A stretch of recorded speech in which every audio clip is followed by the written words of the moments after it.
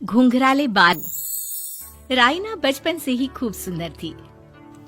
उसके लंबे लंबे घुंघराले बाल से हमेशा उसका चेहरा ढका रहता। अरे भूत बनकर घूमती रहती है, चल तेरे बाल कटवा दूं। अच्छा, क्यों भला? स्कूल में तो सारा वक्त बांधकर घूमना पड़ता था। अब तो मैं कॉलेज जाऊंगी और बाल खोल कर घूमूंगी। हाँ। अरे ये बाल देख रही है, ऐसे लगता है जैसे मधुमक्खी का छत्ता। खैर, घने घने घुंघराले बालों से राइना सुंदर तो लगती, लेकिन उसे संभालना उसके लिए बड़ा काम था। माँ, अरे माँ, शैम्पू खत्म हो गया है। इस बार वो वाला लाना ना, जो घुंघराले बालों को और बाउंसी बनाता है। माँ ले आना, हाँ जरूर से। कल मेरा कॉलेज का पहला दिन है। मैं चाहती हूँ सब मुझे देखकर जले। अगले दिन राइना कॉलेज पहुँचती है, जहाँ एक लड़का उसे छेड़ते हुए कहता है, अरे लगता है चाउमीन में सोया सॉस कुछ ज्यादा ही गिर गया। अरे मुझे तो चेहरा दिख ही नहीं रहा। लड़कियां भी राइना का मजाक उड़ाती है। अरे यार, ये कंगना की कॉपी करके कौन आया है? लोकल कंगना और कौन? राइना को सभी पर गुस्सा आता है, लेकिन वो कुछ नहीं कहती। स्कूल में तो बाल बंधे ही रहते थे, लेकिन कॉलेज में राइना एक लड़की से कहती है, हाय, मेरा नाम राइना है, मुझे आर्ट्स डिपार्टमेंट में जाना है। कहाँ से है रास्ता? अपने बाल हटा कर देखो, सामने ही बोर्ड लगा है। राइना को कॉलेज में भी दोस्त बनाने में दिक्कत आ रही थी। वो रोते रोते घर आ जाती है। माँ, मैं क्या करूं? आज तो सारा दिन लोगों ने न जाने क्या क्या बोलकर मेरा मजाक ही बना कर रख दिया। माँ प्लीज कुछ करो ना मेरे बालों का। मैंने तो पहले ही कहा था कटा दे, पर तू। अरे कटाने से क्या होगा, उल्टा जो थोड़े बांध कर ये इन्हें समेट सकती है ना, वो भी नहीं कर पाएगी। तो क्या मेरी कोई दोस्त नहीं बनेगी कॉलेज में, या मैं हमेशा लोगों के मजाक का ही शिकार होती रहूंगी? राइना जोर जोर से रोने लगती है। तभी उसका छोटा भाई आ जाता है और राइना के बालों के बीच एक पेंसिल छुपा देता है। तभी उसका दोस्त भी पीछे से आ जाता है। अरे ढूंढो ढूंढो, कहाँ है पेंसिल? मैं नहीं बताऊंगा। दोस्त काफी कोशिश करता है, लेकिन उसे पेंसिल नहीं मिलती। वो वहाँ से चला जाता है। थैंक्स दी, आज आपके बालों ने तो मुझे बचा ही लिया। अच्छा, बहुत दिनों के बाद बालों को लेकर कुछ अच्छा सुनने को मिला। मुझे भी पहले लगता था कि मेरे बाल सबसे सुंदर है, लेकिन अब पता चला। अरे क्या पता चला, क्या हो गया? देख, किसी भी चीज के ना दो पहलू होते हैं। या तो तुम बालों से ही लोगों का मन जीतो, या फिर रोती रहो। अब ऐसे घने बाल तो तुम्हें भगवान ने दिए हैं। राइना को पिता की बात समझ में आ जाती है। वो सोच लेती है कि जिन बालों के कारण वो कॉलेज में एक भी दोस्त नहीं बना पा रही है, उन्हीं बालों से वो दोस्तों की लाइन लगवा देगी। अगले दिन कॉलेज में डेस्क में राइना बालों को आगे कर लेती है और लोगों को लगता है कि राइना का चेहरा पीछे है, लेकिन राइना घने घुंघराले बालों को हटाकर हंसने लगती है। देखा मेरे बालों का कमाल, इससे मेरा चेहरा भी नहीं दिखता और मैं चलती क्लास में सो भी सकती हूँ। सभी राइना को देखकर हंसने लगते हैं।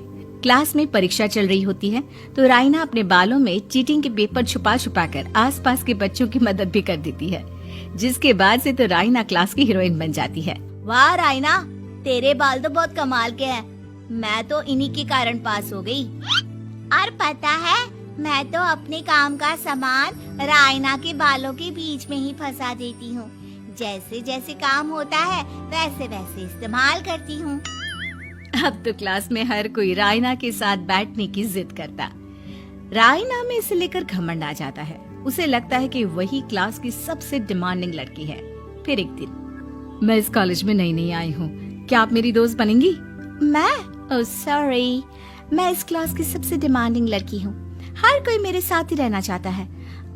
एक काम करो ना, वो पीछे की सीट दिख रही है, जाओ जाकर वहीं बैठ जाओ। लड़की को राइना की बात बहुत बुरी लगती है, लेकिन वो करती भी तो क्या, जाकर चुपचाप पीछे की सीट पर बैठ जाती है। तो आज का लेसन सबने याद किया है ना बराबर से? जितनी भी चीटिंग करने वाली लड़कियां थी, वो राइना के पीछे जाकर बैठ जाती है और जोर से चिल्लाती है, जी मैम, सब कुछ याद है, कहीं से भी पूछ लो, हम तो मास्टर हैं मास्टर। क्यों? ये बोलकर वो रायना के कंधे पर हाथ रख देती हैं। रायना भी खुश होती है कि कॉलेज की सबसे स्मार्ट लड़कियों का ग्रुप उसका दोस्त है। पीछे बैठी वो लड़की देखती है कि कैसे मैडम के सवाल लड़कियां रायना के सर को देखकर दे रही है। शाबाश, मुझे खुशी है कि तुम लोग इतनी अच्छी पढ़ाई करने लगी हो। मैं प्रिंसिपल से कहकर तुम लोगों की स्कॉलरशिप की बात करूंगी, जिससे तुम लोगों के माता पिता का पैसा जो फीस में लग रहा है वो बच जाए। सभी लड़कियां खुश हो जाती हैं। टीचर के जाने के बाद एक लड़की कहती है, गर्ल्स, अब हम लोग ना सिर्फ सबसे स्मार्ट बल्कि सबसे इंटेलिजेंट भी हो गए हैं। इसी बात पर आने वाले संडे को मेरे घर पर पार्टी, सबको आना है, ओके? सभी लड़कियां पार्टी के लिए एक्साइटेड हो जाती हैं। रायना भी। माँ, मेरे कॉलेज की सबसे स्मार्ट लड़की ने पार्टी रखी है संडे को। मैं भी वहाँ सबसे अच्छी दिखना चाहती हूँ, लेकिन ये बाल। घुंघराले बालों का तो कर भी क्या सकती है।